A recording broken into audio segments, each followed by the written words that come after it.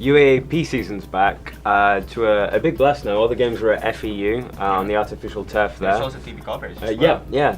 The TV coverage is great for the game there. I think it was Bob Guerrero was talking about how the players, because they're a bit smaller than like with the UFL, they look like ants running around on the pitch sometimes, which is great. But it's great to see that it's a full international size pitch, and great to see that there's a new home with that, and it's really improving. Patrick, you're a long-time UAP player as well with LaSalle. Leaving biases aside, maybe. Looking into the games, how excited are you about the UAAP season? Yeah, it's actually I'm jealous with the players now because they get to play on TV, and then they have a nice pitch. Although it's kind of far and hard to get to, but it's a nice pitch. But looking at their results on day one, I wasn't there, but I just saw on Twitter. UE wins against UP. I think that's an upset. I can call that an upset. UST was against DLSU, so basing from last year's rankings, that's also an upset. So I think all teams are very competitive this year. So it's gonna be a tough tournament. But I'd love to see LaSalle win, obviously coming from LaSalle. But realistically speaking, I think FEU is really a great chance of winning. They have very good players there with Janja and our teammate Amita and Bugas. These guys play national team and UFL also. They're very experienced, so they have a very strong team, and I think FEU's gonna win. I think. Yeah, I feel a little bit outnumbered with the whole LaSalle thing going on. I'm still studying at UP, still studying there, still doing my masters there. But yeah, not the greatest start there. But obviously, Coach Anto, shout out to him. He's a great coach, and so hopefully they'll turn things around like they did last season. But Iko, as a long-time fan of UAAP, what are you most looking forward to this season? Easy. There's some probably big games right now. Of course, there's the LaSalle Ateneo matchup on December 13th. You can also discount the game against UP since LaSalle had a chance to clinch number 2 spot last season, only to be defeated by UP in the game. That should also be a good game. But I think favorites this season will still be FEU. Understanding that they have Janjan Melisa, who's also playing for the Archers, and most of the players of FEU are the crop of the youth team of Loyola Meralco, so I think they're the favorites. Okay. And UAP's getting better every single time. You see a lot of the players graduating to the UFL now and joining some of the UFL teams. I think, Manchu, you mentioned just before off camera as well about trying to get a lot more of the players from LaSalle into the Archers squad eventually. What's the plan there? What's the thought process? Not just the Archers, not just from LaSalle. Yeah. We're a developmental team. Our coach, just look at our coaches. Our technical director, Hans, is from the UAP. Frank Muescan from UP and Dolfo Alicante used to be with FEU. So you can see that from the beginning, it's premeditated to be a developmental team. And who else will we be getting from but from the colleges around? And I do hope that the UAP would be a little more open and cooperate and coordinate a little more with the UFL. I mean, I understand that their fears about losing some of the players or having injuries, but this ban on any player playing in the UFL while the UAAP is on, it's, I think, maybe outdated. To say it nicely, it's really outdated. It's probably something that was based on I think another sport. It was for basketball.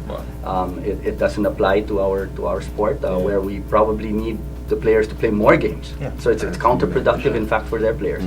And I would love to be able to continue to work with players like Melisa and Agizanda and many other players that have come up from the college teams. I used to play in the UAP. I know how important it is and how proud you are to play for your school. But at the same time, club football is here in the country, and I think it's here to stay. And I think it's a good thing. And it's the future of Philippine football, and I think we both universities and the clubs have to start working together. Yeah, absolutely. The more developed a country is football-wise, the more it is based on club football, as well as the locations of those club football. And it's interesting, like, to note that, because, as you said, like, the university rules do seem a little odd. I mean, firstly, when I came here, it seemed a bit odd. I mean, Sarah's is laughing over there because I wasn't able to play for UP because of the 2 years residency rule. Even though it was a master's degree and my bachelor's was in England, and it seemed bizarre to me. And the funny part of it was no one told me until like a week after training. It was like, wait a minute, you can't play. Like, oh, great, that's lovely. Actually, Frank was coaching there as well. He was a really nice guy, very good. He was doing the goalkeeping coaching there. It was great. But with that, how important can university football, do you think, Jesse, can be for that? I mean, you're from an American background, right? So Australian. And it's a different kind of system. With that, but how do you think it's important for that? It's good because it's in a controlled environment. You have like the UAAP. It's on TV, so you know the coaches and staff, the managers can see. Okay, he's good. We'll keep an eye on him. It's like a scouting sort of system. But they should really, those universities and the UFL team should get closer and let him train with us for a little bit and see how he is with the UFL guys and stuff like that, just to give him that bit more of a taste. To see if they're ready or not. To see if they can invest and stuff like that. Roy, last season, the UFL allowed, I think, under 19 players to be listed up to 10 players on your roster, and you could play them anytime.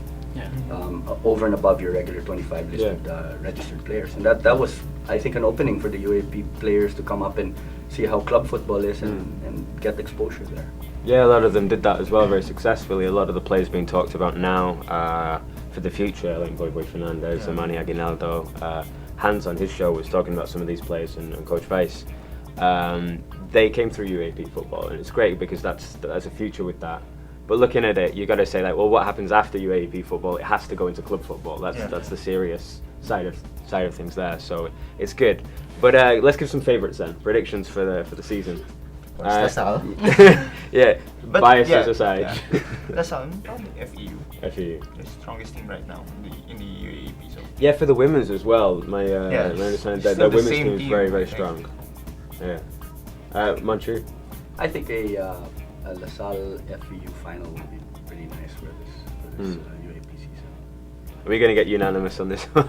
Yeah, actually, I agree with them. FEU's favorites, but watch out for LaSalle. They're going to come back for sure. Okay. Yeah. And Jesse, which who do you think? Oh, LaSalle. LaSalle. Go for that. All right. Great. Well, it's gonna. Oh, no. Come on. Well, I'm hoping UP will bounce back, of course. We'll see how that goes, how the season goes. One game into it, a bit early to tell. I'm taking the safe answer now. Come on. It's Ateneo. No comment. Yeah, it's a bit biased, I think, on this one. But Ateneo are obviously up there in the mix. I think Miko's still playing for them, right? So shout out to him. He's been on the show a few times. Carl Diaz as well. Yeah, so they've got some great players in there.